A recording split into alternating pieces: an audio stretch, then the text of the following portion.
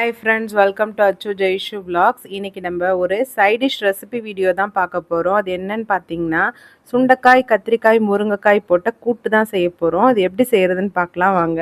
First குக்கர்ல தேவையான அளவு பாசிப்பருப்பு சேர்த்துட்டு அதை நல்லா வாஷ் பண்ணி எடுத்துக்கலாம். வாஷ் பண்ணி எடுத்துட்டு அது கூடவே கட் பண்ணி வச்சிருக்க முருங்கைக்காயை சேர்த்துருக்கேன். இப்போ கத்திரிக்காவை இதை போல குட்டி குட்டியாக கட் பண்ணி அதில் சேர்த்துக்கலாம்.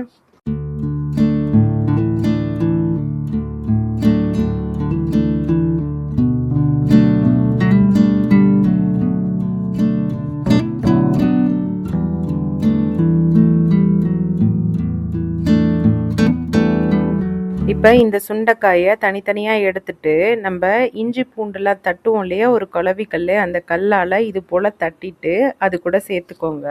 நெக்ஸ்ட்டு ஒரு வெங்காயம், ஒரு தக்காளி கட் பண்ணி வச்சுருக்கேன், அதையும் இது கூட சேர்த்துக்கலாம். சேர்த்துட்டு கொஞ்சம் ஒரு அரை ஸ்பூன் அளவுக்கு மஞ்சள் தூள் சேர்த்துட்டு கொஞ்சமாக ஆயில் சேர்த்துக்கோங்க. பாசிப்பருப்பு சேர்த்துருக்கிறதுனால குக்கரில் விசில் வரும்போது பொங்கி வரும் இல்லையா, அதுக்காக நீங்கள் கொஞ்சமாக ஆயில் சேர்த்துட்டிங்கன்னா அது பொங்கி வராது. இப்போ கொஞ்சமாக தண்ணி சேர்த்துக்கோங்க, ஏன்னா நம்ம கூட்டு தான் செய்ய போகிறோன்றதுனால கொஞ்சமாக தண்ணி சேர்த்துக்கோங்க போகிறோம். குக்கரில் 3 விசில் வச்சுட்டு ப்ரெஷர் அடங்கினதுக்கப்புறம் நம்ம ஓப்பன் பண்ணி பார்க்கலாம். ஓப்பன் பண்ணால் இப்படி தான் இருக்குது. இதை இப்போ கரண்டியை வச்சு நல்லா கடைஞ்சி விட்டுக்கலாம். நல்லா கடைஞ்சி மசிச்சு விட்டதுக்கப்புறம் நம்ம தாளிப்பு கொடுத்துக்கலாம். கூட்டை தாளிக்கிறதுக்கு கடாயை அடுப்பில் வச்சுட்டு கொஞ்சமாக ஆயில் சேர்த்துக்கோங்க.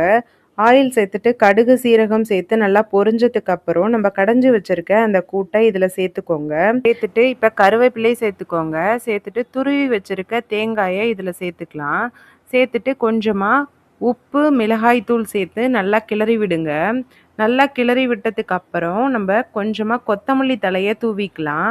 தூவிட்டு ஒரு 2 மினிட்ஸ் நல்லா கிளறி விட்டுக்கோங்க.